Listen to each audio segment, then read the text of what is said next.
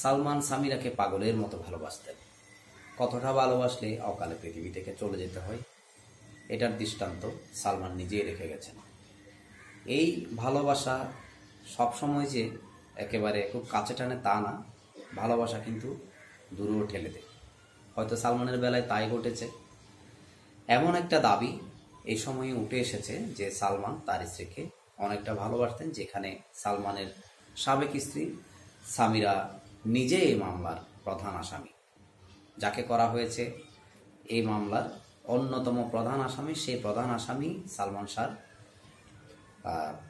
অনেক ভালোবাসার মানুষ, শখের নারী, যাই বলেন না কেন। তো এই মানুষ আজকে আসামি হওয়ার পেছনে নিশ্চয় কোনো না কোনো কারণ আছে। কারণ না থাকলে তাকে ঘিরে এত আলোচনা সমালোচনা বা তাকে ঘিরে মামলার প্রধান আসামি করা এটা কখনোই হতো না।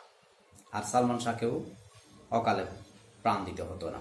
যাই হোক, তাকে যে ভালোবাসতো সালমান, হতো সালমানের প্রতি যে সামিরার অগাধ ভালোবাসা, সেই বিষয়টাই এখানে মুখ্য বিষয়। একটা স্ত্রীকে এত নেম অ্যান্ড ফেম থাকার পরও, স্টারডমের শীর্ষে যাওয়ার পরও কেমনটা ভালোবাসলে সব কিছু একেবারে ক্লোজ করে সোজা বাসায় চলে যেতেন সালমান শাহ। অর্থাৎ যখন শুটিং সেটে শুটিং ক্লোজ হতো, তখন তিনি ডান বাম কোনো দিক দিয়ে তেমন একটা সময় না দিয়ে সোজা কোথায় চলে যেতেন, মানে আর কোনো কাজ না থাকলে সোজা বাসায় চলে যেতেন। কাজের সময় সালমান যেমন খুব গুরুত্ব সহকারে কাজ করতেন, তেমনি ফ্যামিলির প্রতি তার যে বন্ডিং, ফ্যামিলির প্রতি তার যে কেয়ারিং এবং তার স্ত্রীর প্রতি তার যে ভালোবাসার নিদর্শন, এই জায়গাটা থেকে সেটা ফুটে আসে। এমনটাই তথ্য দিয়েছেন তার সাবেক পিএস, যিনি বলেছেন, আমি তার সাথে 4 বছর কাজ করেছি। 4 বছর থাকা অবস্থায় আমি তাকে কখনো বাজে কোনো কাজে কখনো দেখিনি, যেগুলো সিনেমা মিডিয়ায় নানান গুঞ্জন, নানা ধরনের কেমিস্ট্রি ইত্যাদি তখন পত্রপত্রিকায় লেখা হতো, সেই ধরনের কোনো কিছু কোনো নায়িকাকে ঘিরে, কোনো কো আর্টিস্টকে ঘিরে, কোনো মেয়েকে ঘিরে কখনোই সালমানকে তিনি দেখেননি।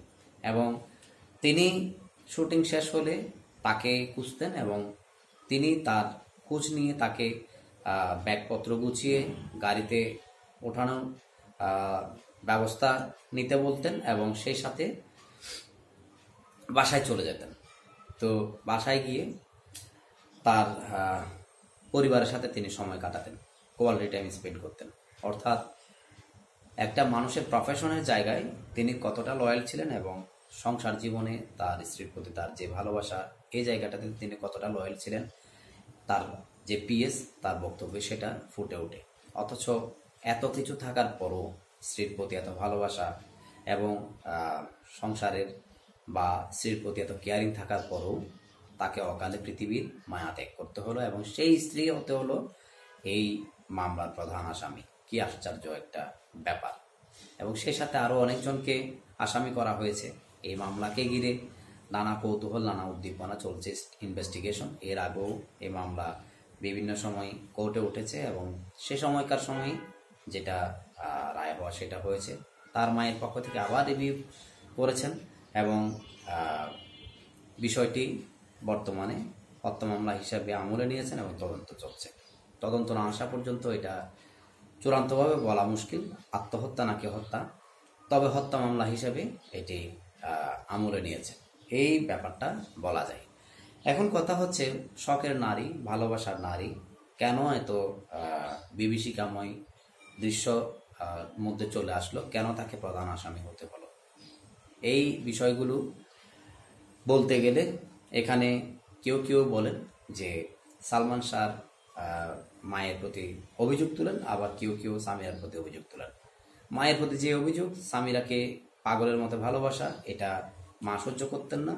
আর স্ত্রীর প্রতি অভিযোগ, তার কো আর্টিস্টদের সাথে সালমানের যে কেমিস্ট্রি শোনা যেত বা যে নানান মানে গসিপি শোনা যেত, সেগুলোকে ঘিরে নানান সন্দেহ এবং সেই থেকে সংসারে কলহ ইত্যাদি। কেউ কেউ বলছেন এই ফ্রাস্ট্রেশন থেকে সালমান শাহ আত্মহত্যা, আবার কেউ কেউ বলছেন পরিকল্পিত এটা একটা হত্যা। তো আদালতের যে রায়, সেই রায়ের জন্য অপেক্ষা অবশ্যই করতে হবে, তারপরে এটা হত্যা না আত্মহত্যা, শেষবারের মতো এটা আবার মানে প্রমাণ হবে।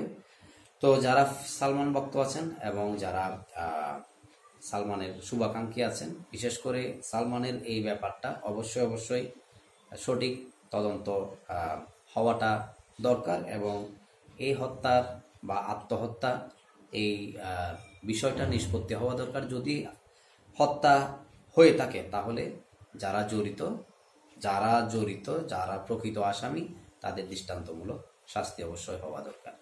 ভালো থাকবেন, সুস্থ থাকবেন, সবার জন্য ভালোবাসা। আসসালামু আলাইকুম।